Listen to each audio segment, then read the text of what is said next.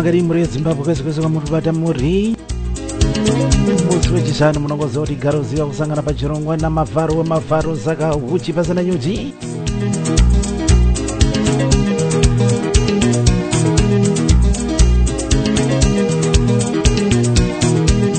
tinotenda ishoma Zimbabwe zeno kuti chengeta kwese kwatanga kwatiri mukati mesondo rapfuura tinorangarira muzochisanja pfuura tiri kuti tinosangana next week and the week goes fast and quick. Muri sei zvenyu kwese kwamuri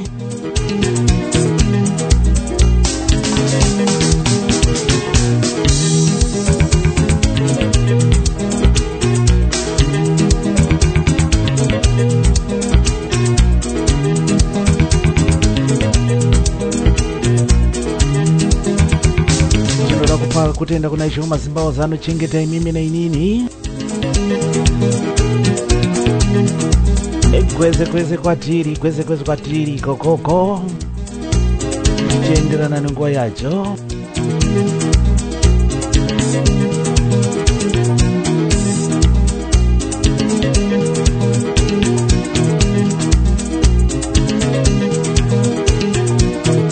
mukati mezora nhazi ndichange ndiri kutaura nemusoni mukuru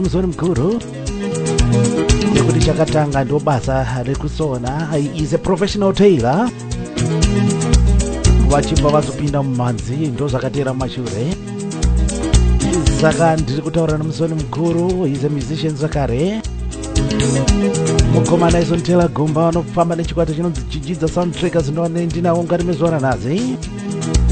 Ndikati mwanzo zvekuteera.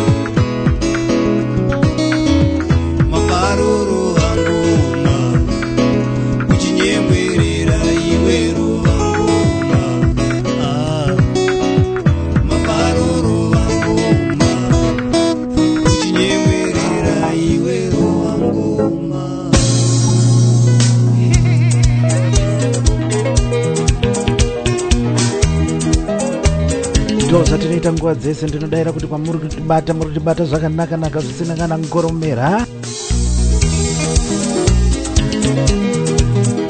Nasi ndichange ndiri kusvika muHarare chaimo mucapital city ndoma ndiri kubatana namukomana Nelson Taylor Gomba achikwata chichiitsa soundtrackers vane 5 albums under his belt. The latest one inonzi Nguwa at 41 asi rega ndiregedze kupakura kakuvhura hapwa nekuti auvhure ampiti pano vanhu vampita aivhurwe pano vanhu vampiti eka vanhu vanoda kuzongozunzira wega kange une ampiti isingagerwe bvudzi nekuti bvudzi remuampiti kari riri kuchengetwa moziva rinonhuhwa kana ukapfeka sutu ukadira zvakadira sei zvinonhuhwirira asi ampiti yakapenga saka aivhurwe pano vanhu ampiti. Saka ndakuchitai waregera ndiregedze kupinda munyaya dzakawanda mozozunzira mega vakutaura mukomana Nelson Taylor Gomba vanogara zvavo kuarea inonzi Stone Ridge munozaka kudhuze nekusouth Park makananga kuenda kumbudzi kumbudzi kuna boka seuflona ika around that area ikoko kune area inonzi Stone Ridge yakangogandurana neinonzi South Park asi ivo vari muHarare ndova ndiri kubatana navo vatomboisa mushina pasi nezvigero pasi nekudesigna vakati aiwa mafara chete promotion tinokuziva kuti muri vahombe saka kana matotibata kudai zvika aiwa totombokupai nguva yacho yeze zviri sei kune vasiri kunzwa zvakanaka simbai muzita raJesu tinokunamatirai. Kune vari kunetsekana nezveupenyu pamuchinjiko pane upenyu Jesu akati nditarire bata masoko iwayo unozogara uri pamuchinjiko ropa raisho mambo Jesu rakaerera pamuchinjiko kuponesa iwewe neinini ndo vanotipa upenyu ndo vanotigadzirira tafura pamberi pemhandu ikaka saka ndizvozoga izoziva wekuchemera izoziva kutizira ukada kutizira una mafaro dzimwe dzenguva anogona kuzokurasisa asi shoma zimba zambofaka kurasisa rega timopinda mubvangeri kuda kudzisa mushina uchi pasina nyuchi namafaro broadcasting from DZ Studio southeast of England. Chakachaya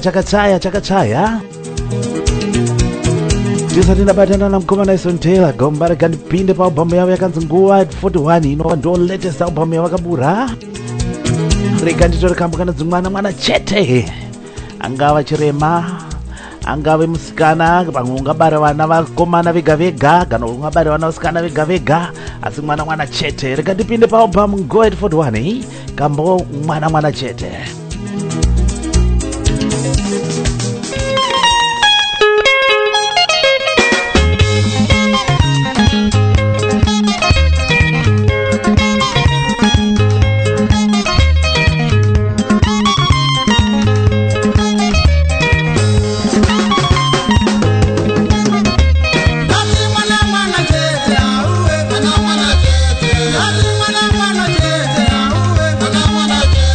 Mwana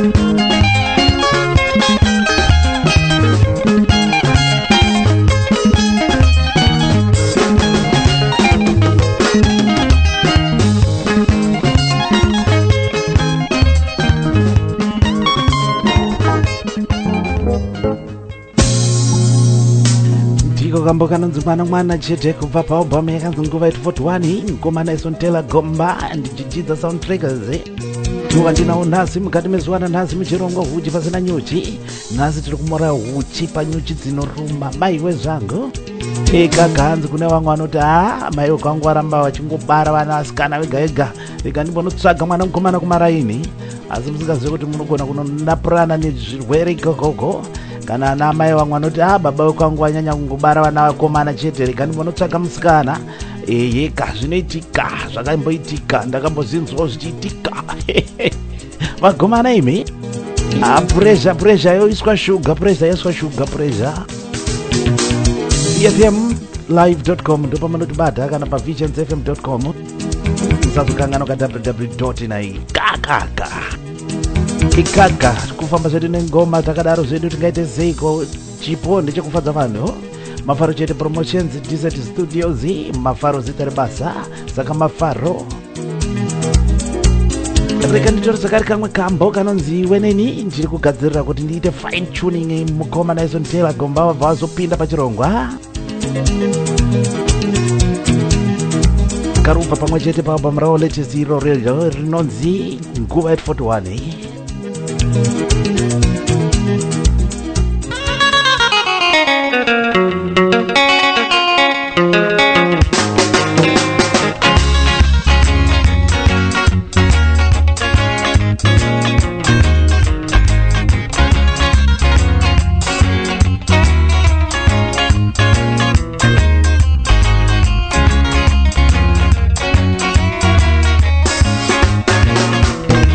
Nirikutika iwe wene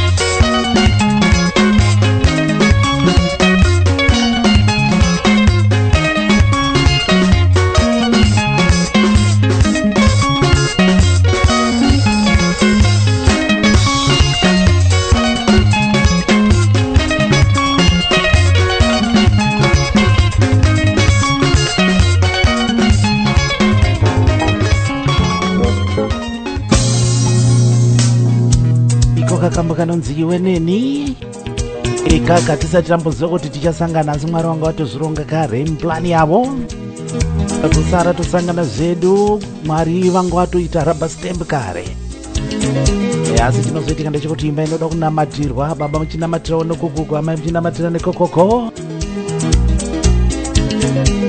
mukomana isontera gomba ndova ndinawo nhasi vanorova nechwada chidzidza soundtrackers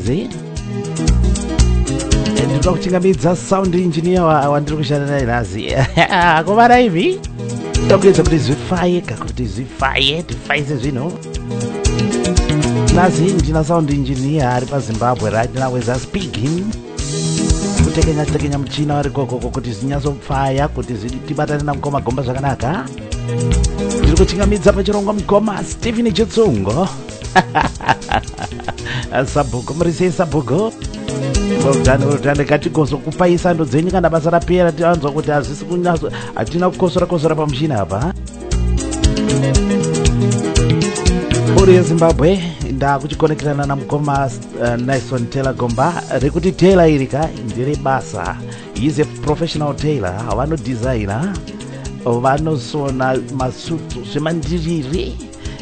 Ndichitaura navo zvangu navo kuseri kuvaiti aiwa zvekusona izvi ndo zvakatanga izvi mumanzi zvichizotera mumashure. Ndafumura hapwa futi nai. Ndambopromisa ndikati ndisoda kufumura hapo kana kuti ampiti haifumurwe panawo hauvhuri ampiti asi kana iri ampiti zvayo yakachena iri clear asi kwete ine bvudzi. Arume nemadzimai ngatigere mampiti aya ngatigere mampiti.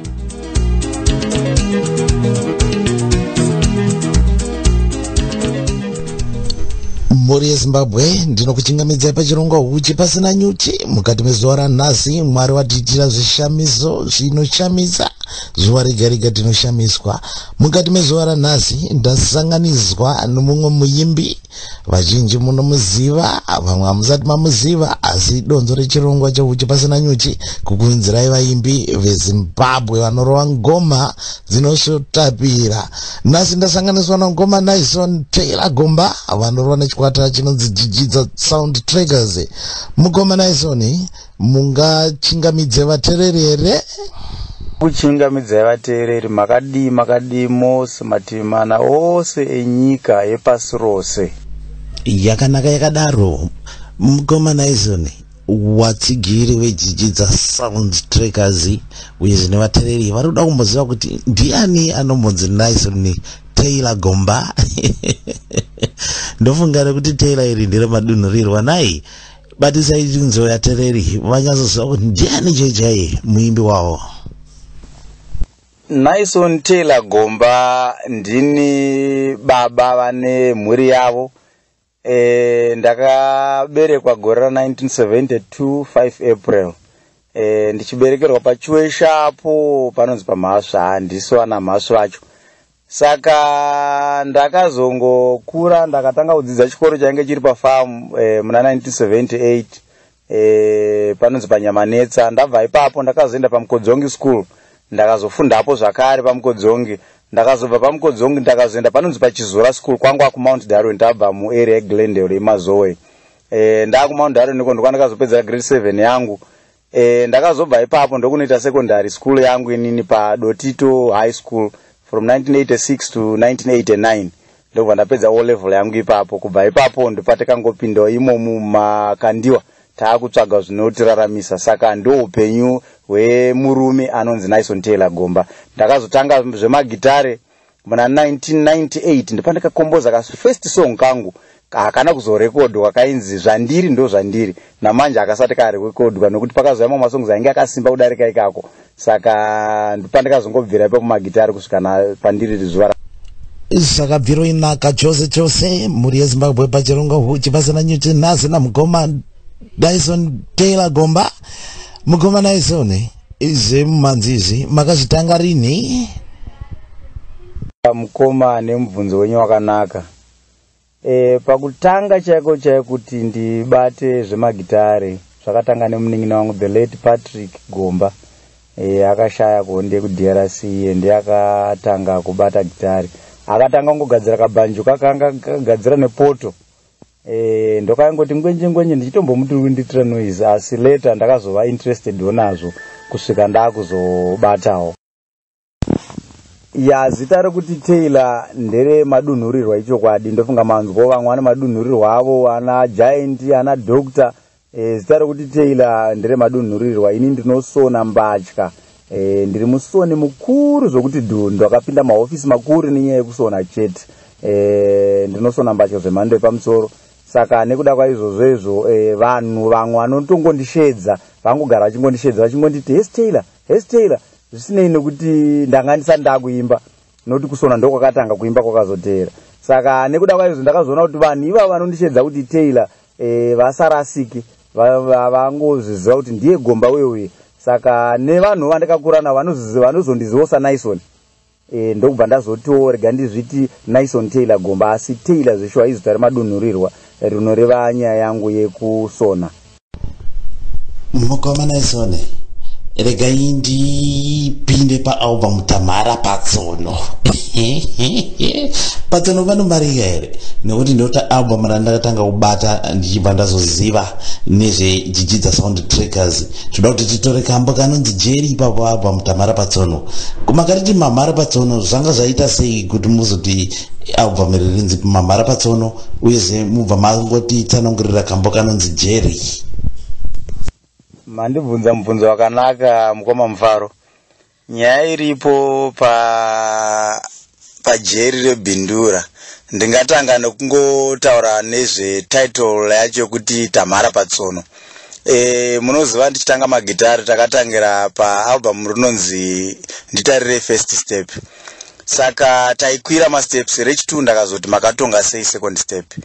Rechi3 ndipandakazoti Tamara Patsono. Saka tumini kuti tasvika pane imwe point yepamusoro soro munyaya dzemumhanzi. Saka point iyo takaitora takaiti tsono, uyezve nedemand yanga yapo pamusic yedu takazviona kuti ayo tanga tamhara pasensa. Sensa ndofunga vanoridza maCDs munoziva ndo chinhu chinoita kuti CD ririre. Saka ipapo tainge takurira zveshuwa. Saka takati Tamara Patsono. Tozoenda pakambo kamabvunza kanonzi Jerry.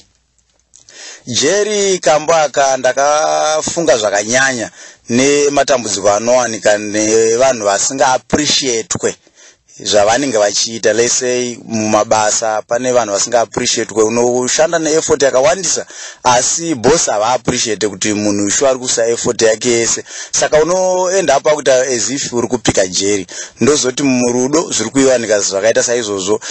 Amai vanopa effort yavo kuna baba, baba ava appreciate. Baba vanopa effort kuna amai, amai ava appreciate zvakare. Saka zvese chero muroora anopa effort yake yese kuna amwene ava appreciate. Saka takazoona kuti munhu iyeyo endapo usazive kuti ndoitei chii chakandinakira. Saka wakupika Jerry rebhindura.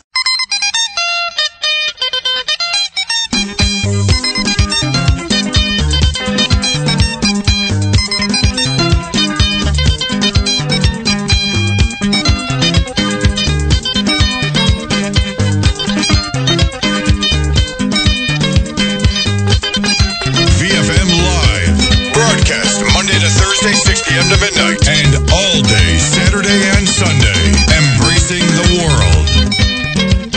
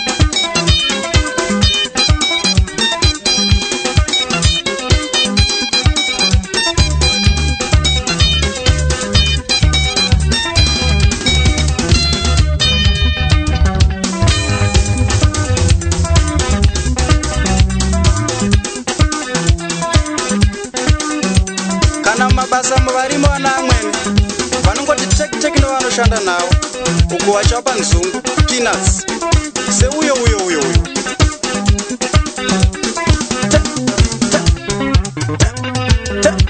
ndiri kubika jeri mai ndiri kubika jeri mai mai jeri repindura mai mai jeri repindura mai mai javagona pana mai mai javagona pana mai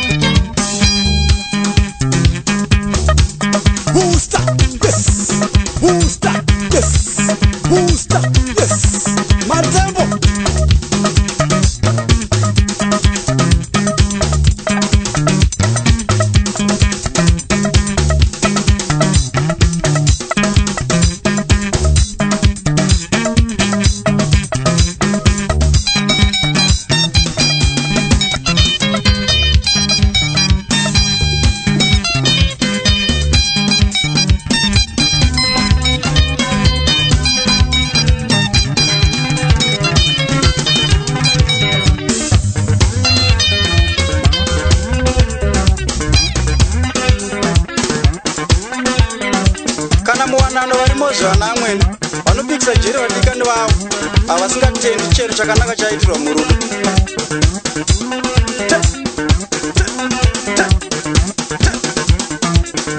atize tamhara patsono pasenza mudara Jova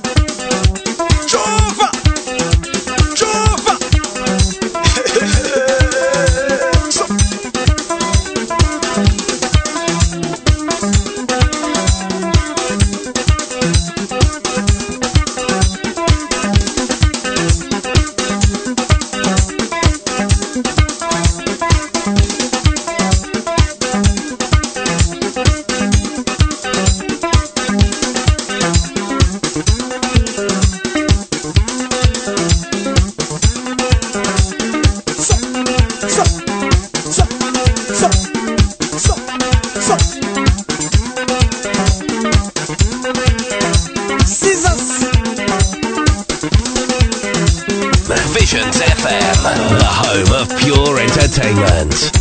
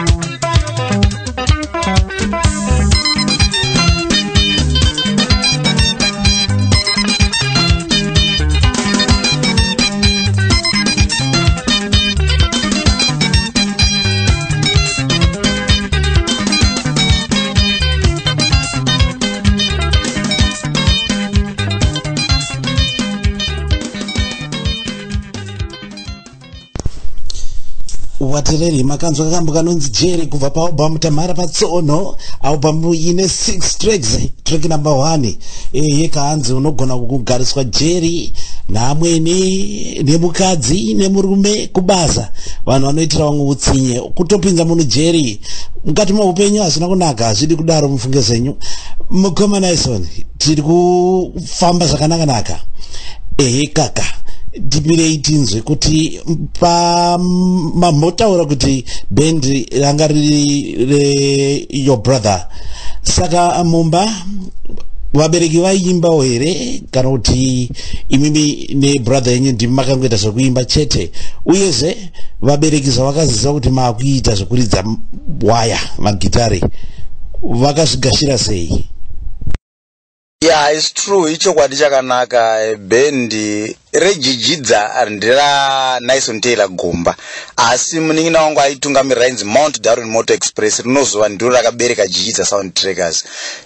Saka toenda panyaya vabereki vangu munhu anofarira nyaya iyi, nokuti kutaura chokwadi nyaya yekuimba kwangu ini yakuita kuti nemubereki wangu apuwe respect. Pandinosvikawo chero ndinawo kutonzwa kuti ndiwo baba waNaison Taylor Gomba ka, ndiwo mukomana uye tinodedzwa mafunctions atinoenda tinosangana dzimwe nguva nevatungamiri. Zvinodadisa mubereki wako akagara pakadaro apo achikuona iwe mwana wake uchiita zvinoyevedza. Saka baba vangu zvisinei nekuti vanotonamata chechi inorambidza izvozvo, asi ivo kwatiri savana kubvira vadaro vanozvitambira ivo pachezvavo pahistory yavo iri nyaya yekuimba. Baba vangu inini vairidza ivo vanoiti penhuisiri vairidza. Tozobva ipapo ndigwenyambira akaipa zvokuti akakanda magemenzuko netsvimbo yake kuchechi kwaMarange ikoko. Anokuroera mbira yakaipa, ane talent revoice. Baba naamai vese vanhu vanga vane matalents. Baba vangu vaiti ivo vachirova mbira vachiimba, amai vangu vachirova hosho vachiimba. Saka isusu vana vacho takaberekwa takangodaro zvokuti kana vakasiya mbira idzodzo vakabata kana ngoma chaiyo vanozvambura kwete zvekutamba. Saka chipo ichocho chakangozouonekwa tiriwo. Akati chero neni wacho mukandipa mbira idzo ndobata futi, makandipa ngoma idzo ndogona kurova futi zvakaipa. Zita rechikwata Jijidza Soundtrackers ndokumusha here kana kuti nzvimbo yamakangofarirawo mamboishanyira mukadhaiwa? Rega ndisimudze zita racho. Zita rekuti Jijidza Soundtrackers rakabva parefu. It was in 1987. Ndadzika kumbura uko kuboda uko. It was my first visit kuenda ikoko. I think ndiyo nguva yainzi iri kunetsa matsanga marinamo vaya. Saka ndakati ndakarara. Pakabva paita chimutsindo chainzwika panze ndakarara. Saka ndina sekuru vatainge tashanyira ikoko, taifunga kuti mamwe matsanga ndo auya vamumaraini. Saka vachiteerera ndopakati aiwa chiri kurira chishiri chinonzi Chijidza ndochiri airira chiti Saka from there zvachakaramba chisound icho chirungori musoro mangu. Saka zvakazoita kuti ndizofunga nyaya iyoyo, uyezve nenguva yachairira wanga uri usiku. Saka ndipo ndikabva ndazvirelata inini zvakare kunyaya yemusic. Music inoridzwa usiku, ndipo patinenge tatova busy. Ndozvinoita Jijidza rinogona kutotanga kufamba usiku iwo ndo rinofamba. Saka isu ndipo patinofambawo zvakare usiku tichiitawo zvatinenge tichiita. Zogozofamba zvakare nenzvimbo iyoyo zvakazobva zvangoita coincidence, nokuti pane nzvimbo ino yemasvingo inonzi Chichidza. Saka nenzvimbo iyoyo ndofunga yakabva yatsigira bhendi rangu zvakasimba. Zvisingaperera hazvo ipapo ndobva ndazofunga zvakare kuti muzva chinhu chinonzi museve. Museve uyu wedu isusu unonzi sungura. Sungura itsuro. Isiswahili word inoreva kuti tsuro. Saka zvichireva kuti music yedu yakabva pakutumidzwa kwemhuka. Saka ndokusaka ndakazoendera mberi ndichitumidzawo mhuka yakaita seshiri pamusic yangu. Saka makasanga makatora imimi tsuro ichiita tswitswitswitswi irapo, Jijidza rirapo. If you mix those two sounds munoona kuti munoburitsa rinonzi beat. Ndozvinova zvandiri kuita ini pari. Mukoma Naison, rega timbopinda pana traveling gear nekamuseve. Vakomana imi hanzi nzvimbo dzinowanana vanhu dzakasiyana siyana, vanhu vakawanana kwavakasiyana siyana. Tsudzurai tinzwe. manga maona vangani ko vakaona nzvimbo dzakasiyana siyana kuti muzotiburisira kamba ikaka ndokatoda kuti tibva tarova muri yeZimbabwe. Ndina mukoma Naison Telagomba vanofamba nechikwata chinonzi Jijidza Soundtrackers vane maalbum awo 5 asi ndakabata matatu pari zvino, saka tinenge tiringonhonga apo nepapapo tichingorudunura mhanzi dzavo, mumwe wavaimbi vanotorovera ngoma dzinodakadza paZimbabwe. Ya panyaya yetraveling gear mazona chekutanga haakufamba negear yedzvuku, tozoti kamabvunza kanonzi nzvimbo dzinowanana vanozowanana dzakasiyana siyana. Ichokwadi nzvimbo dzinowanana vanozowanana dzakasiyana siyana. Munoshama kuona vamwe vanhu vari vana vechikoro chavari kuenda kuuniversity, hatikurudzire hedu ava vachiri kumapuraimari nesekondari ayo, totaura vari kuuniversity uku vachitofamba vese seshamwari asi unozoona vatowanana mabasa chaiwo, munoona vanhu vatowanana ozitoshamisika kuti ingawani zvinhu zvacho zviri kumbofamba seko ipapa. Ozitonzwa zvakare vanhu vari mundege muri kutokwira ndege muri kuenda kumhiri kumakungwa, otonzwa kuti vanhu vai vakazotoingenja. Saka ndakazoona kana kubhawa zvinongoitika sezvimwe chete izvozvo. Munzira chaimu tichifamba tichienda kuna mashops kunotenga mechisi nemakenduru, magetsi ari kungoenda otonzwa vanhu vatowanana nekuda kwaizvozvo. Saka ndipa ndikazokwanisa kunyora kambo kana nzvimbo dzinowanana vanozowanana hadzakasiyana siyana.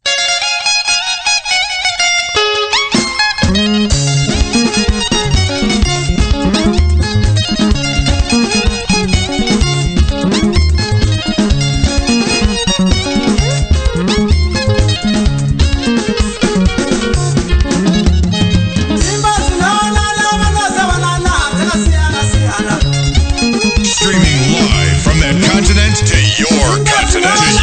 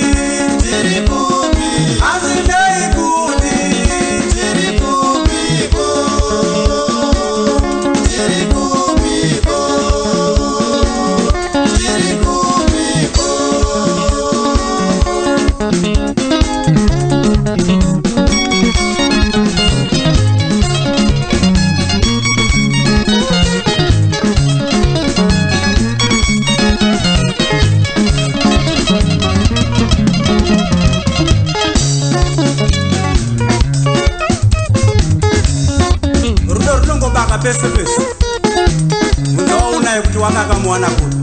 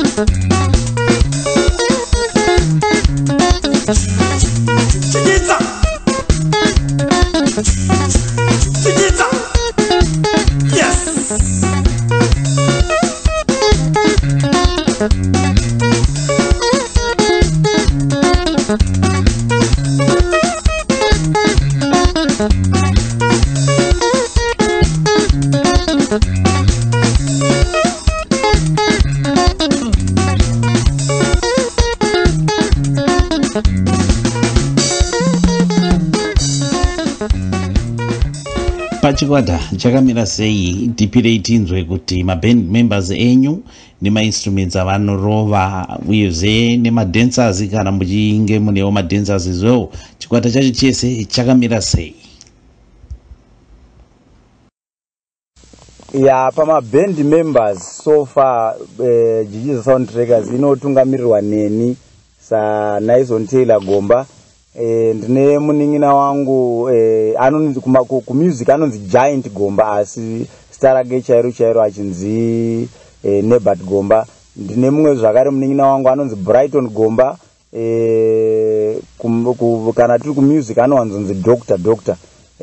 Ndane tumwe tudiki zvakare tukajoina pari zvino so even though hatisati tapinda mustudio navo ivavo vakaita saTrimo Gomba naLibert Gomba vari kujoina kuti va boost up ku dance line yedu.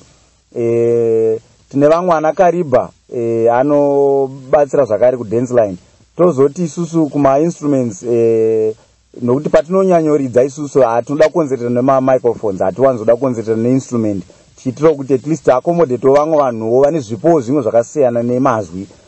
Tina Bvunzaidzo Mutale anotibatira lead yakanaka, pano nepapo zvakare anobata rhythm. Tina Deni Masili anobata rhythm yemberi yemhando yepamusoro, zvakare anobata lead pano nepapo kunyangwe hangu ndichinyanyomuda ari parhythm.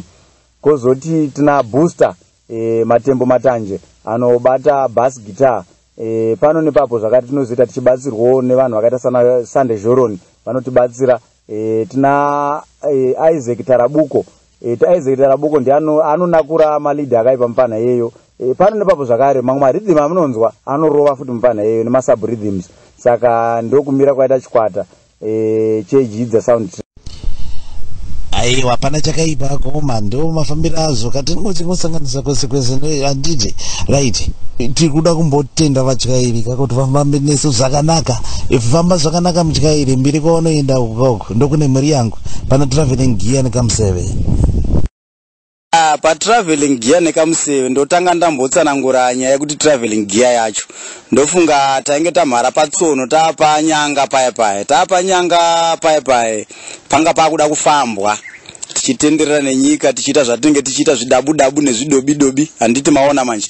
Tapedza ipapapo taizoda kukurudzira vanhu vatinenge tichifamba navo chero isusu zvedu tichifamba tichiridza tinenge tichida kuti tifambe zvakanaka. Kozotone vamwe vatyairi wedzimwe motikari dzinofamba nepublic kana kutiwo maprivate cars ngatifambe zvakanaka nokuti kwatiri kuenda ikoko ndokune mitambo yedu, kwatiri kuenda ikoko ndokune mhuri dzedu. Saka zvese takatifamba zvakanaka mberi kwandinoenda ndokune mhuri yangu yendisvike ndiri mupenyu.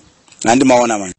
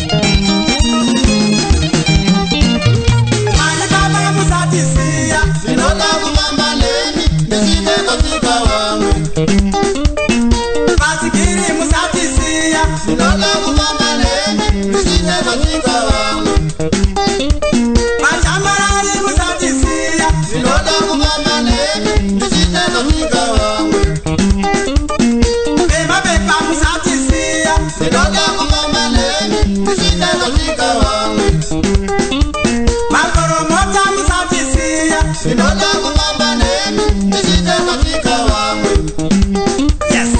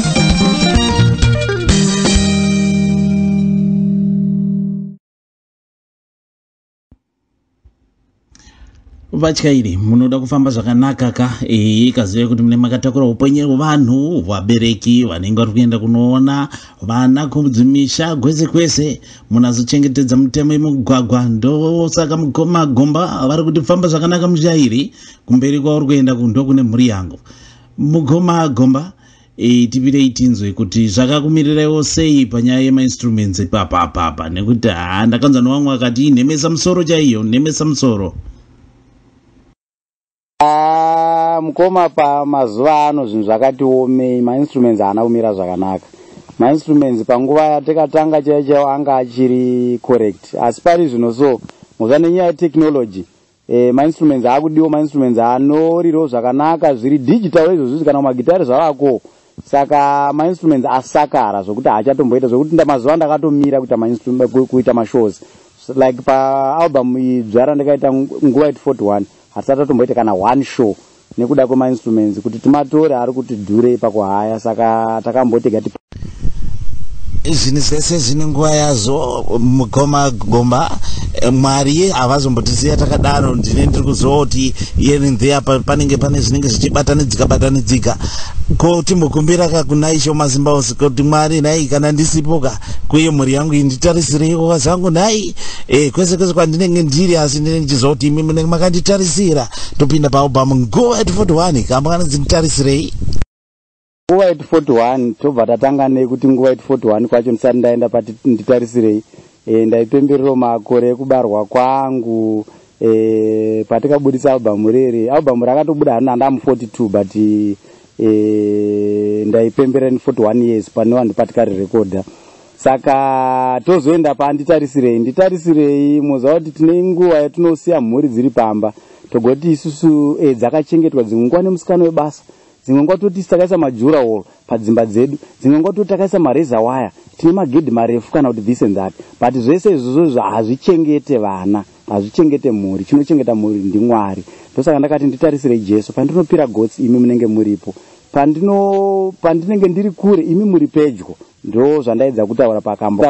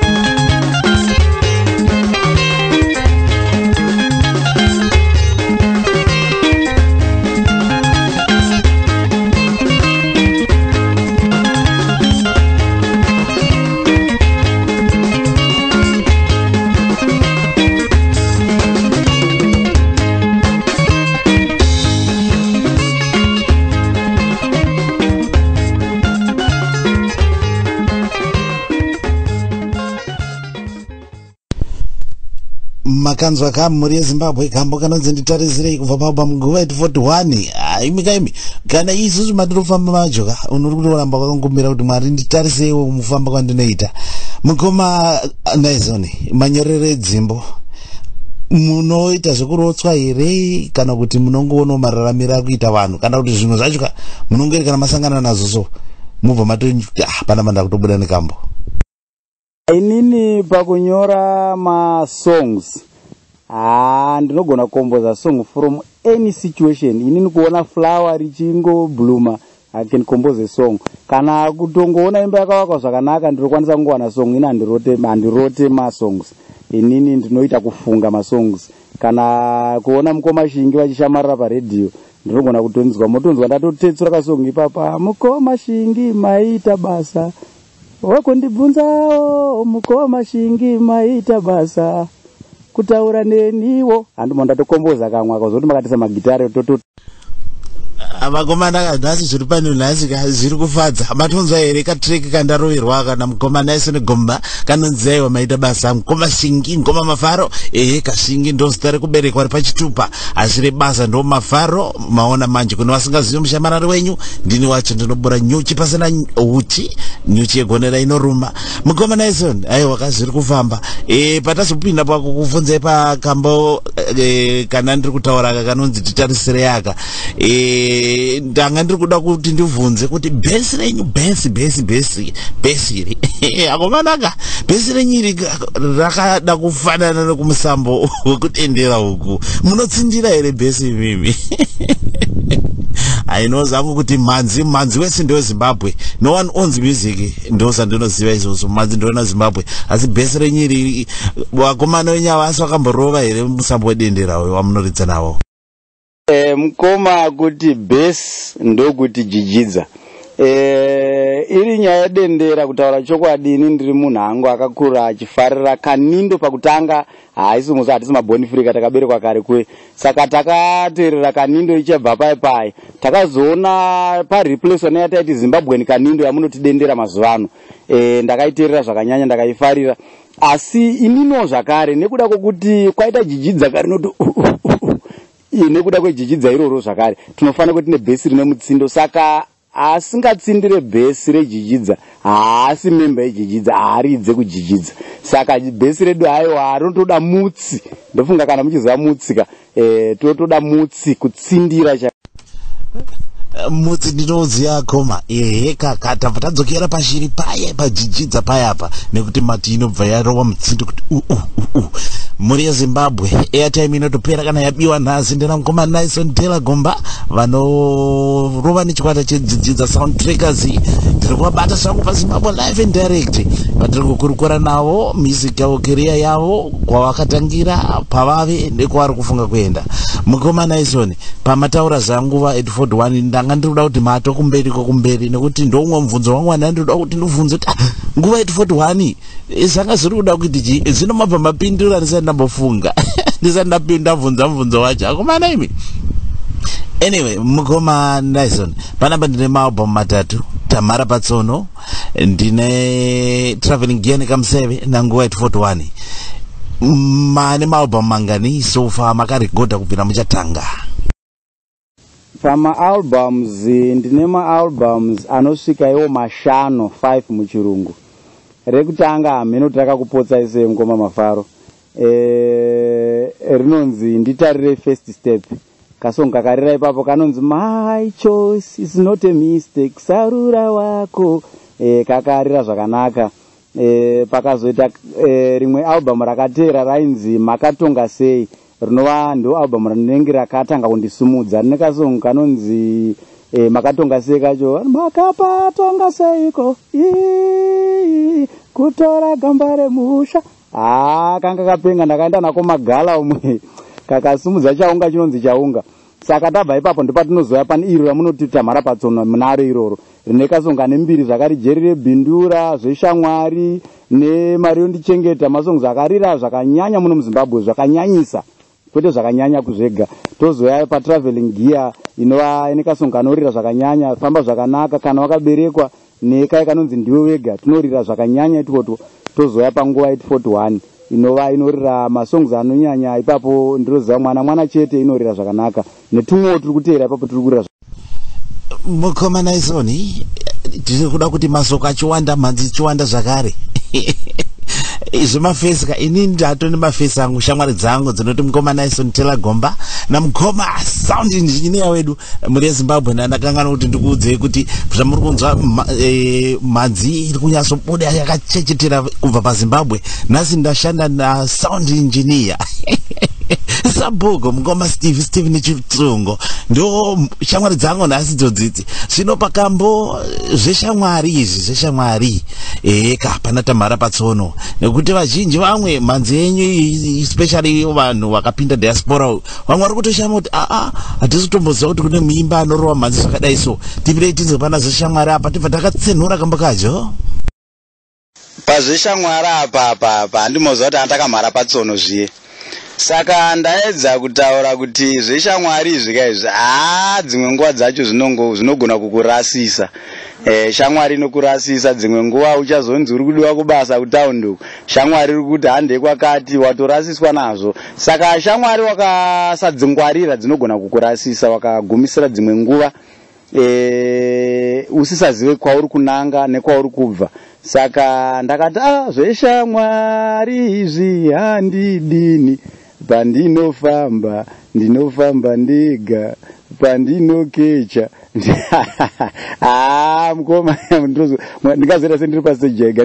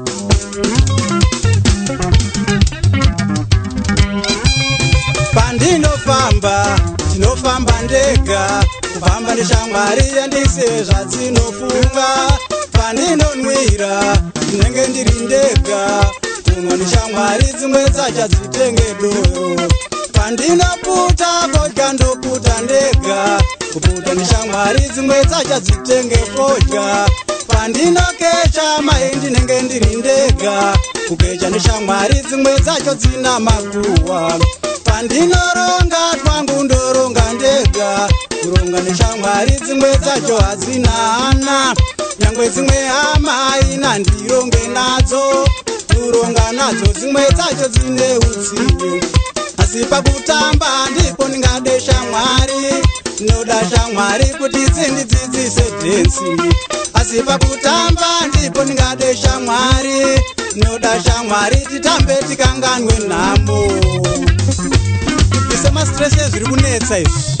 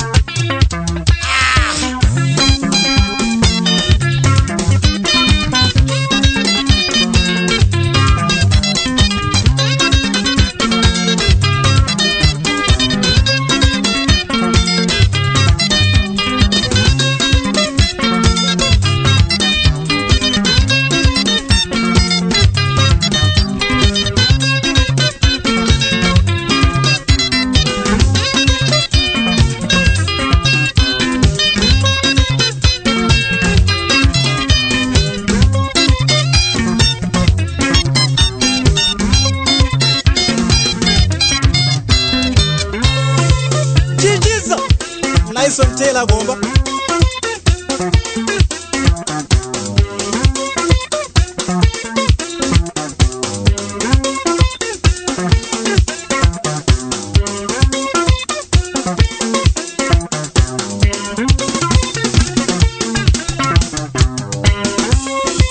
Ndinofamba ndega, kufamba neshamwari yandisiwe zvadzinofunga. Pandinonwira ndinenge ndiri ndega, kumwa neshamwari dzimwe dzacho dzitenge doro. Pandinoputa fodya ndoputa ndega, kuputa neshamwari dzimwe dzacho dzitenge fodya. Pandinokecha mai ndinenge ndiri ndega, kukecha neshamwari dzimwe dzacho dzina makuhwa. Pandinoronga twangu ndoronga ndega, kuronga neshamwari dzimwe dzacho hadzina hana. Nyangwe dzimwe hama haina ndironge nadzo, kuronga nadzo dzimwe dzacho dzine utsinye. Asi pakutamba ndipo ndingade shamwari, ndinoda shamwari kuti dzindidzidzise dhensi. Asi pakutamba ndipo ndingade shamwari, ndinoda shamwari titambe tikanganwe nhamo. Ise mastress zviri kunetsa izvi.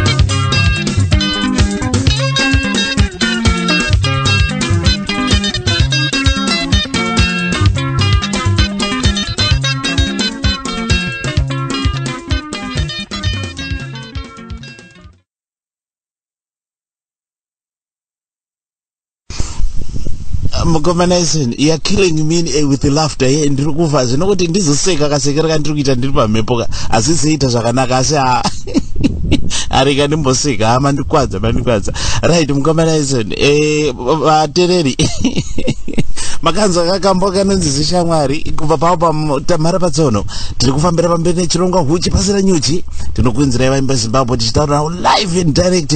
Ini ndiri kuno desert studio southeast of England kwamambokadzi kana kuti kwaCameroon kandiye prime minister mazuva ano Cameron, David Cameron ndokwatiri koko Desert Studios takadzika midzi hatuvhunduke right.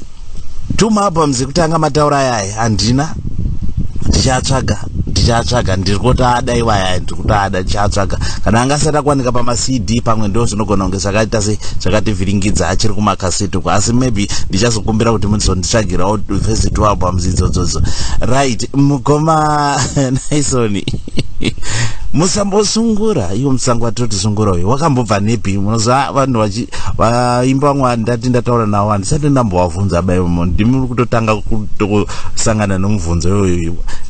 Sungura yakambobva nepi sungura iyoyi? Pamusambosungura matita kuti mubvunze the right person anofanira kupindura the right answer.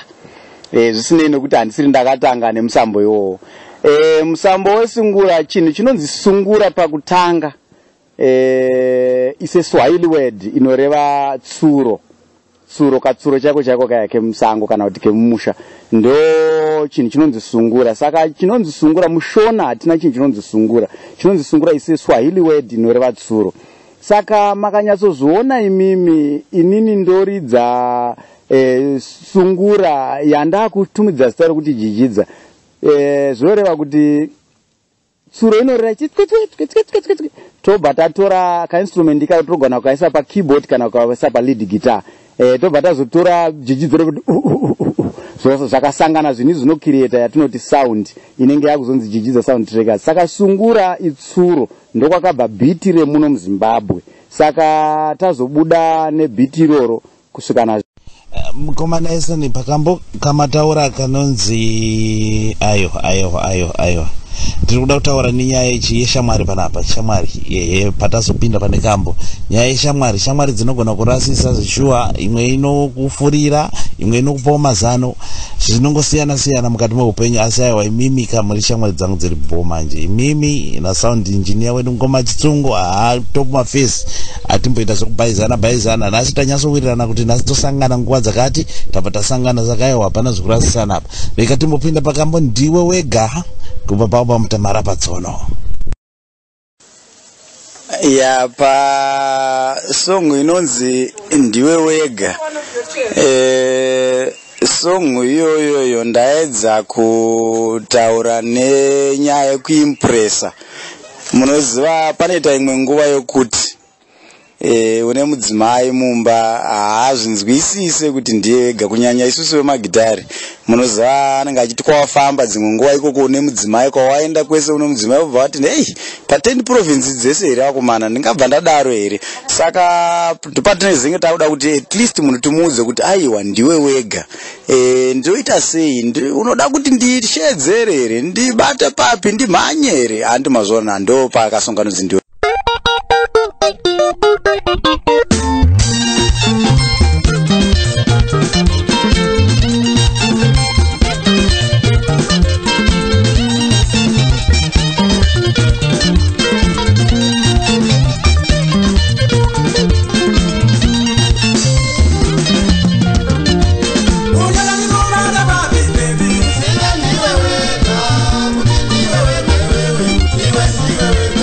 Una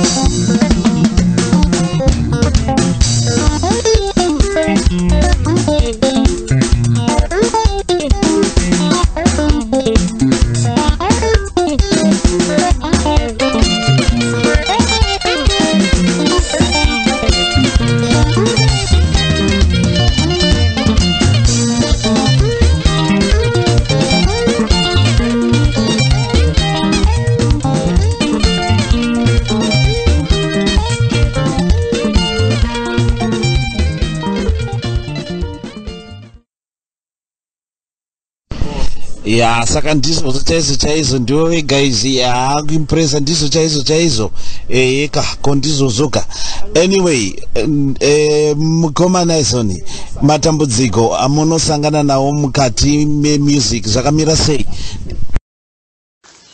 Pamusic itosangana matambudziko akawanda kunyanya epamashows pakufamba ipapa pamotokari dambudziko mainstruments iproblem tozoti zvakare muzoti chero kuti one airplay chaiwo unyorwa munewspaper maproblems zvese izvozvo zvameno kuti namukoma mafaro kuti tazoita rombo rakanaka sei kudaro kuti tidhumane nemuri kwamuri ikoko saka zvinhu zvokuti maproblems akawanda kutaura chokwadi mari tingangoti mari ndio the sole problem yakanga yapo ndoziva kuti zvinhu zvese zvinoflowa zvaka mukomana izoni imi manje munoda kutotenda mukoma chitsungu ava nekuti mukoma chitsungu ndaivabvunza nezvemanzi yenyu ndichino ndine manzi yakadai muimbi uyu munomuziva here wakabva tondiudza kuti aiwa tiri tese panonzi pai paSouthly apa tiri kugara tese ndikati aiwa magona nekuti ndandichivatsvaga pandakatanga kuita chirongwa ichochi ichi ndakati aiwa imi mamufano kusaika, saka tinotenda Mwari nekubatanidzwa.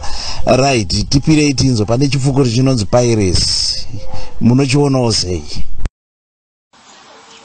Piracy matotaura kuti chipfukuto, chinhu chinonzi piracy totadza kuti responsible authorities vanotiwo kudii, because pane vanhu vanoona nezvemutemo. Tinogara tichingochema kuti inga munhu anoba mombe vanomusunga wani, anoba kana chero mbatya pamutariro vanomusunga wani, ko anobawo music sei vasingavasungi?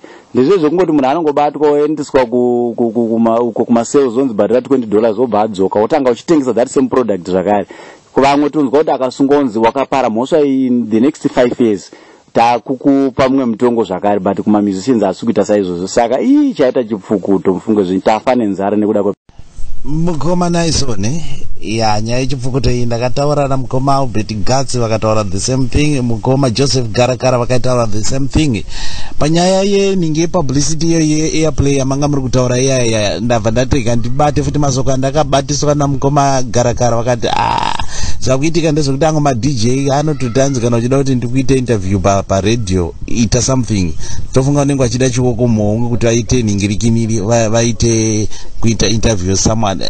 But isusu manje isusu tiri vemafaro chete promotions, saka zvatinoita manje ndezvekuti isusu tinongoita zvekufara nevanhu, ende rega ndikuudzei kuti you be all over naika tichakanda kwese kwatinokanda kumasocial network vanhu vazive ndezvedzidzi dzasound trackers. Ndosaka tiripo izvozvo, ndosaka maakaona mukoma Chitsungu vachimhanya tichironga kuti tinge tiri pamwe chete nemi, nekuti isusu mafaro chete promotions tinoda kutsvaga vaimbi vamwe vasinganyanyopuhwa too much airplay, ende vamwe kuti vari underrated kuti havatariswe.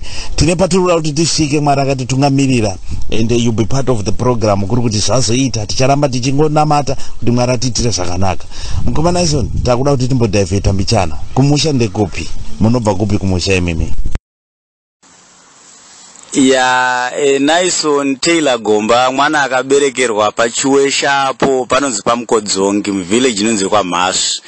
Ndiri mumwe wemhuri iyoyo kwaMhasvi yacho, zvoti inotori imwe senemu yangu iyo ndakada kuishandisa, hakuna anondisungisa. Zvisinei, mazuva ano ndaakugara kunonzi kwaNembire, down uko kuna Mavhradona range, mambo Nembire panonzi pachizura sabhuku Chimhanda, ndokwanda kugara. Muziva kuti nenyaya yekutsvagawo pekugara pakati sunungukei, ndo kumusha uko.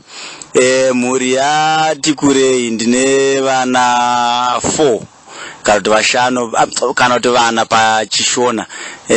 First born yangu ine 20 years anonzi Michael Gomba, second born ine 13 years inonzi Messi Gomba, ndine third born inonzi Millimine Gomba ane 4 years. Tozoti pana Marilyn Gomba ane 1.5 years. Muri muno muHarare, muri ndinogara naye kunonzi kuStonebridge Park next to Southly Park. Vanhu vanoziva Southly Park zvakanyanya, asi mangobva Southly Park inobatana location inobatana neSouthly Park inonzi Stonebridge Park, ndikwandinogara ikoko. Right, tiri kufambira pamberi zvedu kurumisana nenyuchi yegonera. Koma Naimi airtime iri kutopera yabiwa.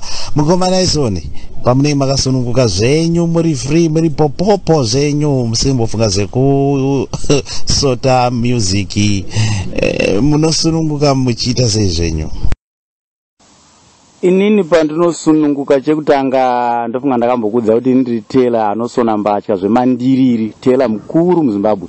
Saka imwe nguva yangu panguva yekusununguka iye ndiyo nguva yandinodesigner. Ndiri munhu anokwanisa kutounganidza mapepa pasi ndichikwanisa kudrowa kuti chii chitsva chandingaunze tingangoti mucirculation yedu isu yedesigning. Saka zvimwe zvinhu zvandinoita izvozvo, ndiri munhu anofarira kuteerera zvirongwa zvakaita sezvevaimbi izvozvi, ndinofarira kuteerera bhora zvakanyanya, uyezve ndinofarira kuteerera maprograms echurch. Handitarisa hangu kuti chingave chechipi so long pachiparidzwa, asi ndichinzwa kuti paparidzwa nezvaJesu Kristu. Ndiri munhu anofarira maprograms akaita saiwawo. Bhora kana ndiri kumhiri uko ndinowanzoda Chelsea, ndoda Chelsea Men in Blue ndinoida. Kana kwa kuZimbabwe kunoku Dynamos zvokuti kana ndine hama dzangu ana Chitsungwa totombonetsana zvokuti dhu ichirohwa caps zvokuti dhu ndinofara zvokufara zvezve. Saka izvozvo ndo zvandinofarira. Ndiri munhu asinga kana kumhanzi ndinofarira panorira mhanzi ndinopafarira. Kuteerera kunyanya ndinenge ndichiteerera.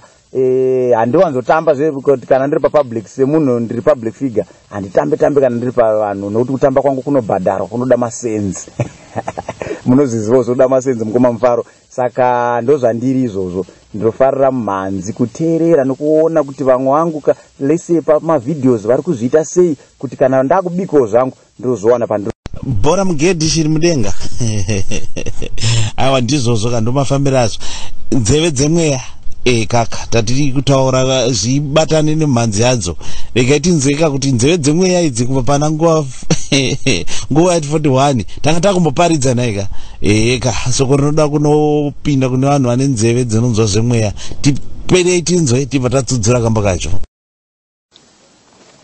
Panzeve dzemweya munoziva kana munhu uchiparidza vanhu vanoteerera vakasava nenzeve dzemweya havanzwisise kuti uda kuedza kutaura kuti kudii. Saka ndosaka maona paya ndakaita mibvunzo yakawanda. Akupa kana simba rekuti utaure ndiani, akupa kuti upone patsaona ndiani. Ndakabvunza mibvunzo yakawanda. Saka izvozvo zvinotoda vane nzeve dzemweya kuti vanzwisise kuti munhu ari kubvunza uyo ari kubvunza ari mumweya mutsvene here kana kuti ari kubvunza zvemafaro. Saka ndaitoda vanhu vane nzeve dzemweya ndopandikazotumidza kasongo kunzi nzeve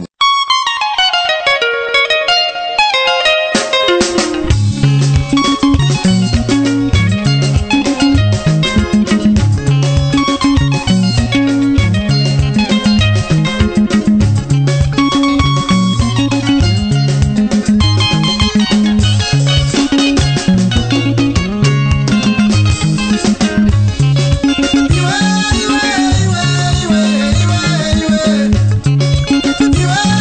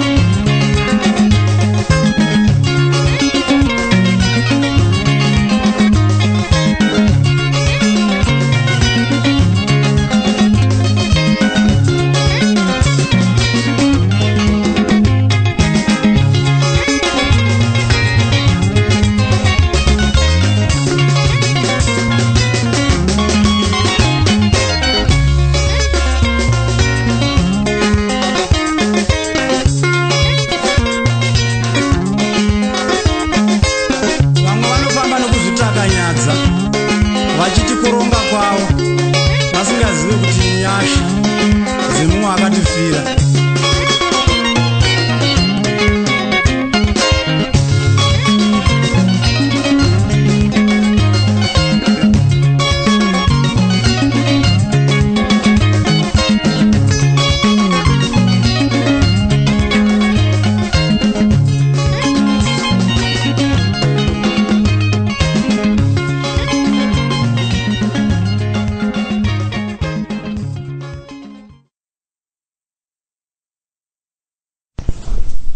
ndizvo tinoita nguva dzese patinoita batana nevaimbi vezimbabwe. Mhuri yezimbabwe ndinodaira kuti mukuitirwa zvakanaka.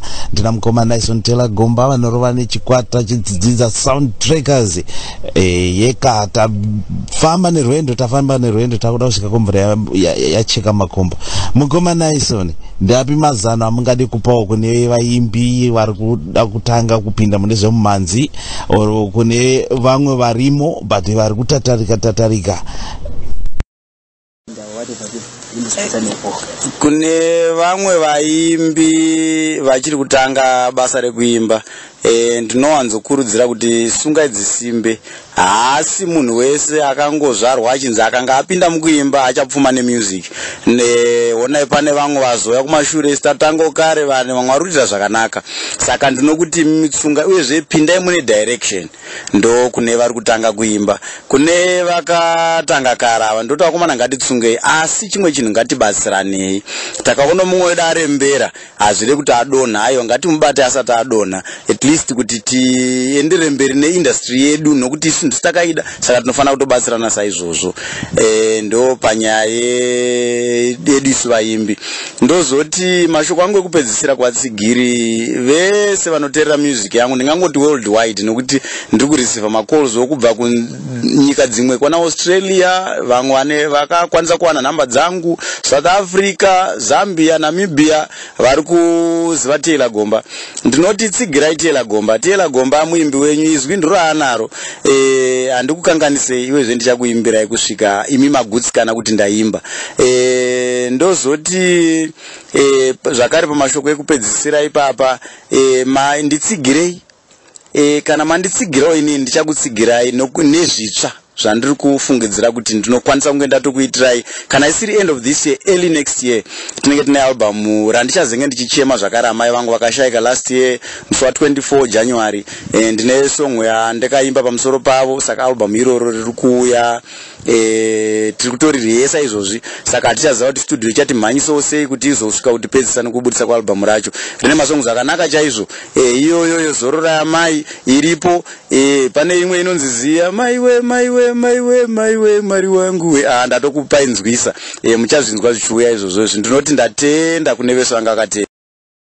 Ndozoti zvakare kune vangazoda kundibata panhamba dzangu, ndinoti ndibate henyu pa WhatsApp nhamba yangu inoti 0779 573 099. Ndodzokorera zvakare 0779 573 099.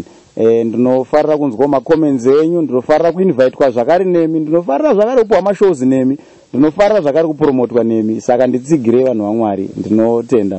Ini ndatenda zvikuru. Mukoma Stephen Chisongo, thank you so much. Mukoma Naison Taylor Gomba, muva nenguva yakanaka. Tichange tichingobata here and there muri Zimbabwe. Ndinodaira kuti maitirwa zvakanaka nechirongo huchi pasina nyuchi. Nhasi pano ndiri kutaura mukoma Naison Taylor Gomba vanorova nechikwata chidzidzidza Soundtrackers. Muimbi wedu ngatimutsigirai patinenge tanzwa mashows, ngatisikei tichivasapota, ngatizotengai maoriginal manzi kwete kutenga dzemurodhi dziri pirated.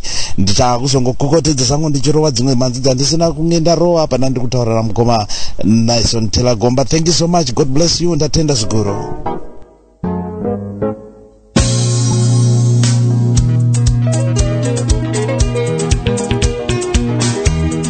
Mafaro chete promotions huji pasina nyuchi DZ Studios na mafaro. Ndinodaira zvangu kuti vadzigi vateereri matapirwa nechirungu, matapirwa nekugurukura ina kuita nayo makoma Naison Taylor Gomba. Kaka muHarare mucapital city tanga titori navo, ini ndiri kuno ivo vari kokoko. Vari overseas kuZimbabwe. Ndosatinoita week in week out vaimbi veZimbabwe tichikunzira live on air. nyimbo yangekaipezayo ngachimbokwatula zvedu malatest releases asi ndisati ndapinda zvamumalatest releases rega ndimboona kuti ndingakukwatirire here chimwe chikwata chandikufunga kuti ndichange ndikutaura nawo panapa. Keep your fingers crossed kuti ndinobatana nawo varigationa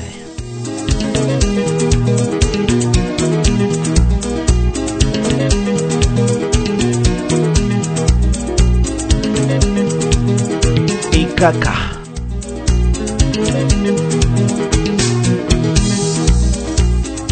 bandiri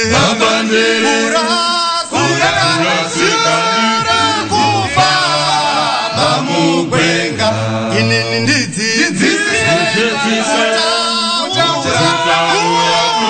VFM Live, the only station where you can be yourself in the presence of everyone.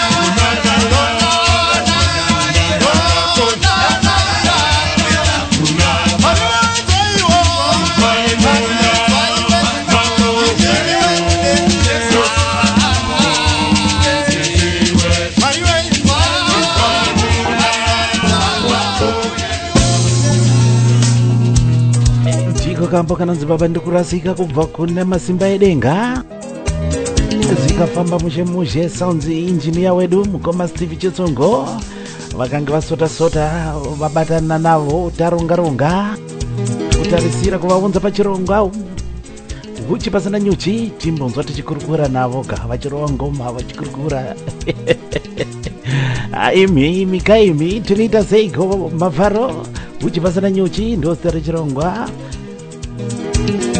mafaro chete promotions ndiri kuno DZ Studios Office of England pa VFM Live visionsfm.com munotibata pamasaisai papa paitamwe muterera apa handiti mugoma mafaro mufunge zvenyu matitira zvakanaka musi wechisanu kudai izvi ndabva ndanzokutekenyedzwa kutokonyodzwa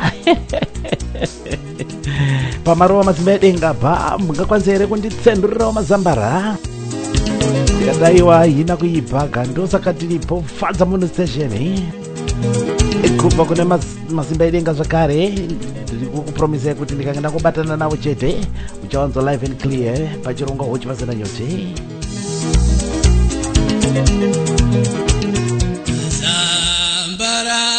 Mazambara, baba mazambara, mazambara, mazambara, mazambara, baba mazambara, mazambara, baba mazambara, mazambara, yeso mazambara, mazambara.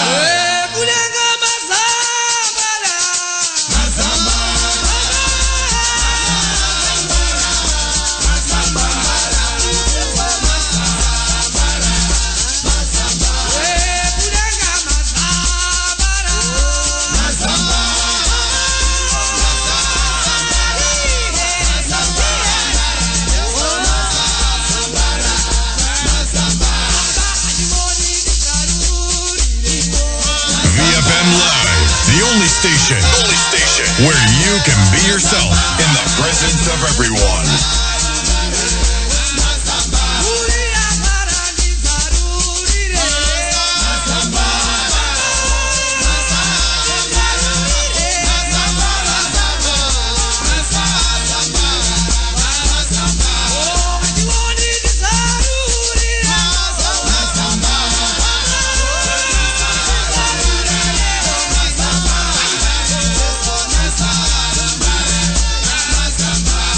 Baba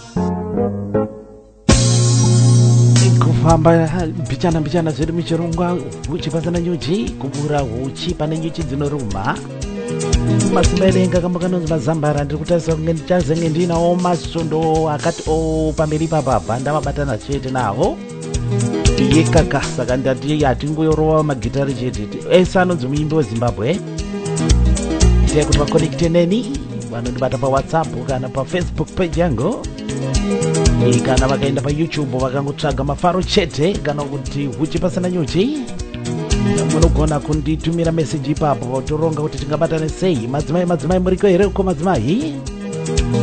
Madzimai chirongwa changu chakuita kunge chiri one sided. Inini handimbori munhu ari one sided ndokudai zvakanyanyisa madzimai. Wese anoziva kuti mudzimai ari muimbi please ndibatewo zvangu chirongwa changu chibalance naika. Kufambira mberi nechirongwa top of the hour ndopandinoita kuzoita sign off zvedu. Ndakumborova dzimwe dzimbo panapa dzine vaimbi vandiri kutarisira kuti ndichange ndinawo zvakare. Kusanganisira dzichangoborodza rikupisa rikandipinde paalbum yakanzi ziso regondo. Big Dara kubudana pachitungwiza apa. Testimony. Koma nomeni tapambwa.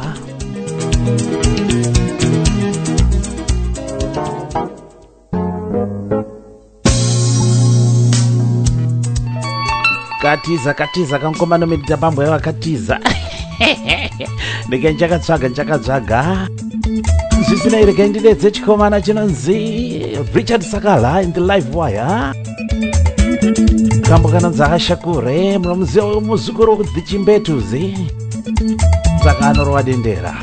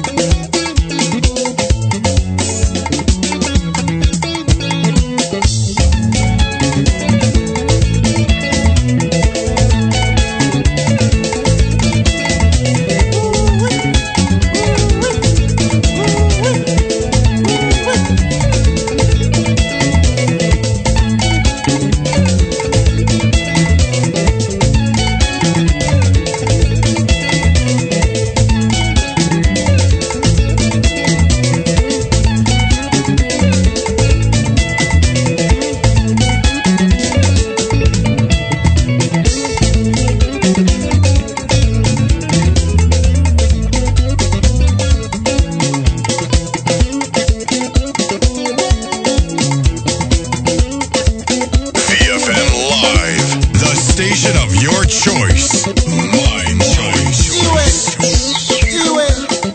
Iwe.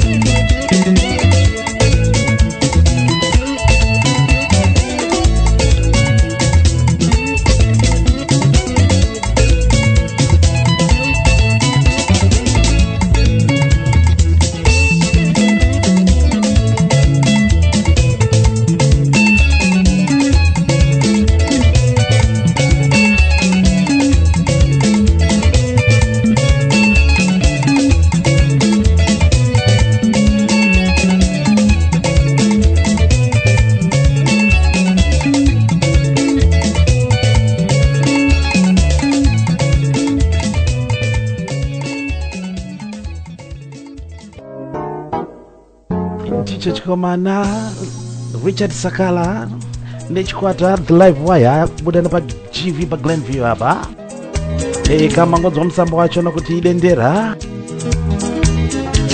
mutsambo uno budani pa GV hapa chizukuru kubva kune the Chimbetuze sister yana Chimbetu got married to baba wa Richard Sakala saka akafamba nemo msambo wedendera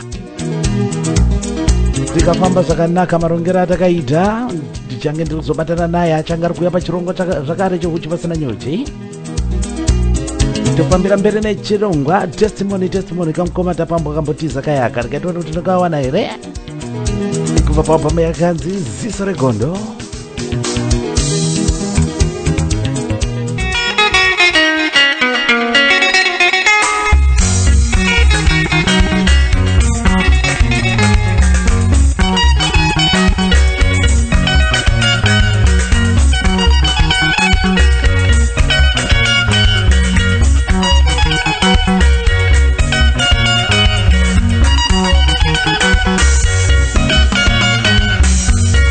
Testimony,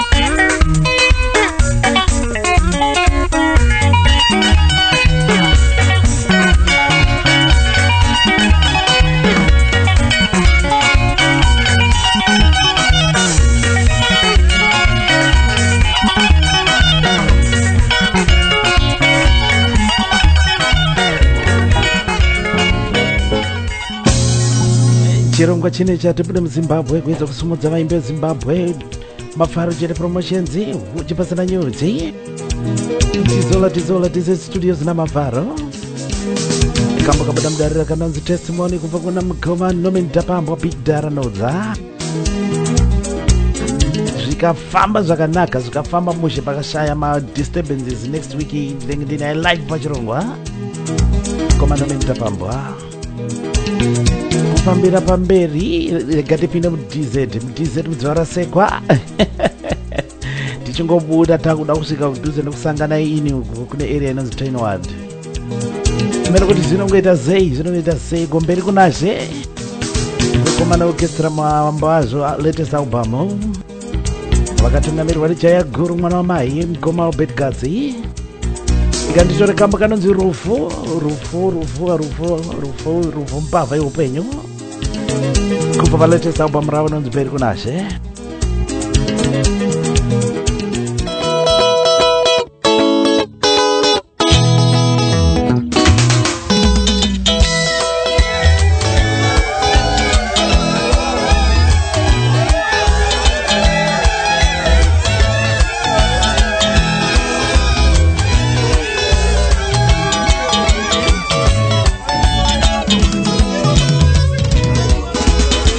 Nyaya mai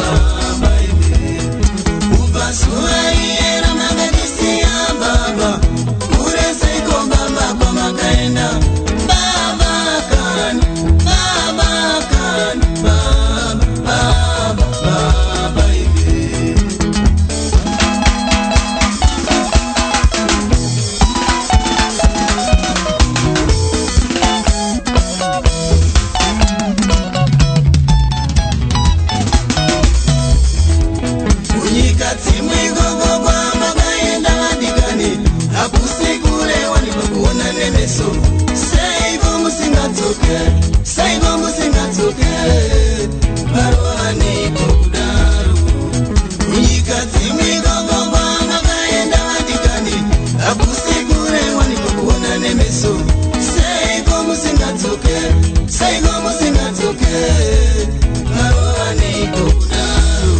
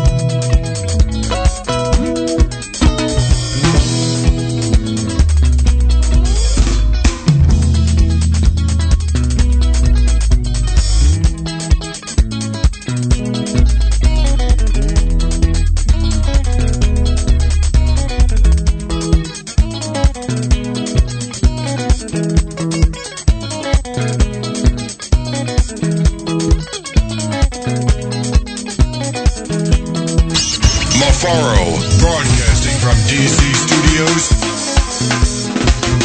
Taininiko, iyo nguva yakwana, zore munyararu. Taikodiniko, iyo nguva yakwana,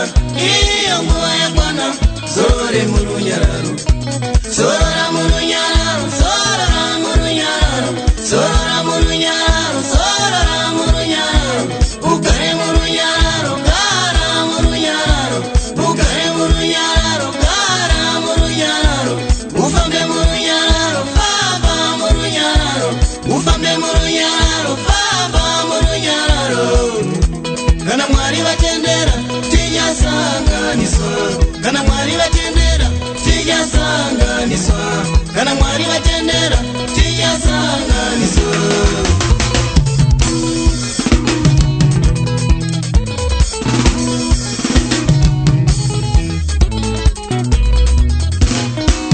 Kutunga kwa mware, atipikise. Kutunga kwa mware, atipikise. Kutunga kwa mware, atipikise.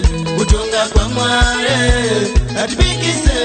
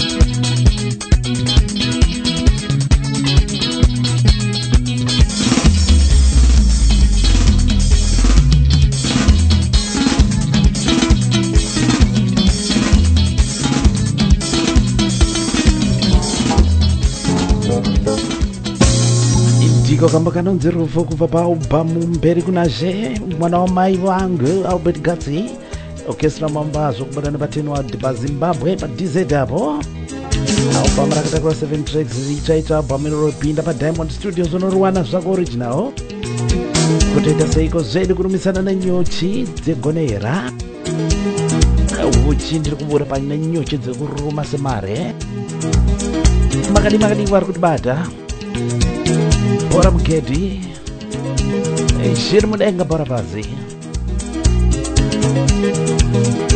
imwe latest album yandakabata First Samuel chapter 7 verse 12 Mr. Fantastic mukoma John Mtoko kamba kari kuuya featuring Mathias Mere kamba kanonzi kuteerera kunokunda chirairo namafaro pamafaro saka mafaro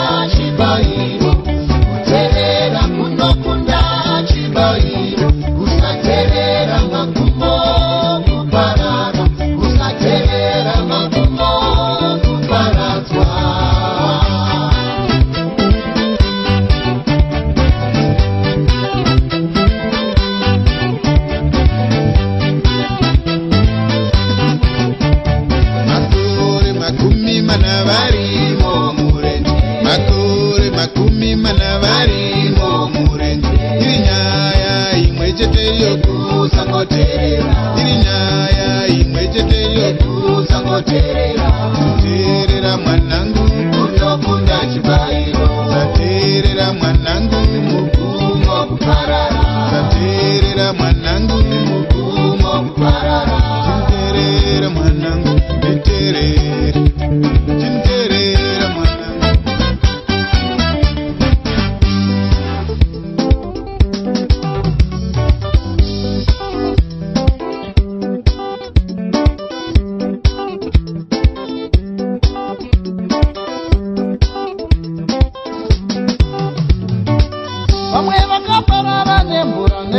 kwekusateerera. Vamwe vakaparara nemvura nekuda kwekusateerera. Vaya vamazuva anowa ivo vakaperera ipapo. Vaya vamazuva anowa ivo vakaperera ipapo. Otinowa tizarurire ivo vakaperera ipapo. Otinowa ndisarurirewo ivo vakaperera ipapo. Vamwe vakaparara nemvura nekuda kwekusateerera. Vamwe vakaparara nemvura nekuda kwekusateerera. Vaya vemazuva anowa ivo vakaperera ipapo. Vaya vemazuva anowa ivo vakaperera ipapo. Otinowa tizarurirewo ivo vakaperera ipapo. Otinowa tizarurirewo ivo vakaperera ipapo.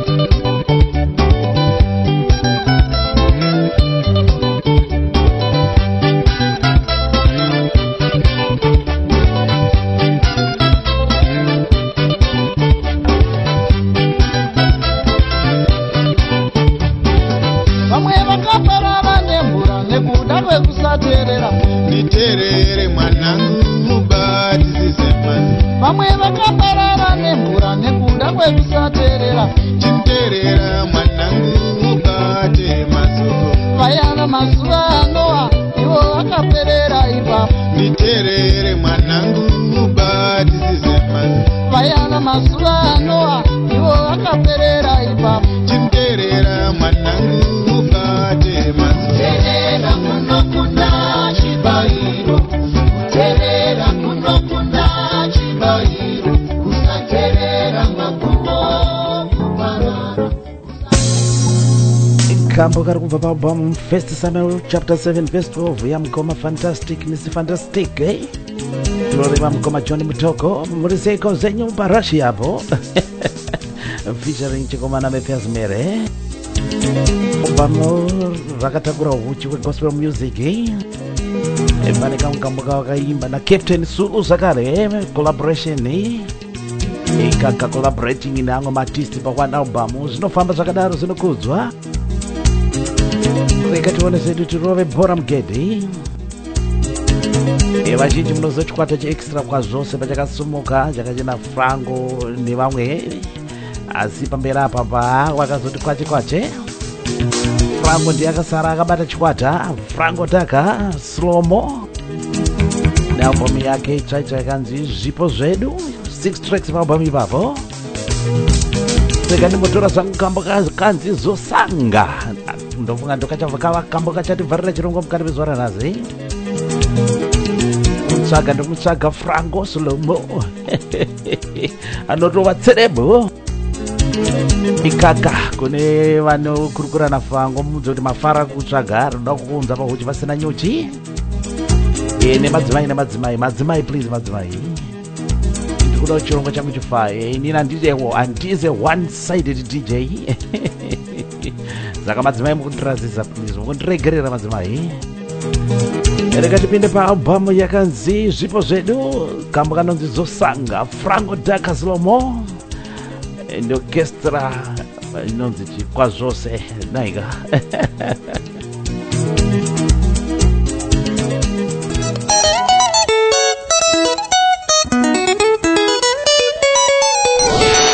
A brand new release.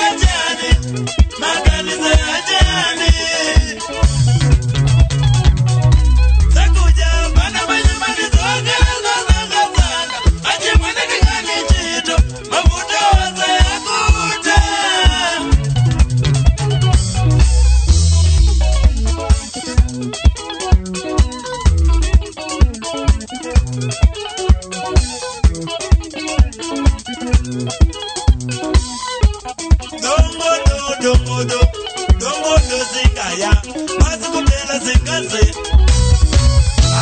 dongodo dongodo dongodo zikaya mazikupela zingaze dongodo dongodo dongodo zikaya mazikupela zingaze dongodo dongodo dongodo zikaya mazikupela zingaze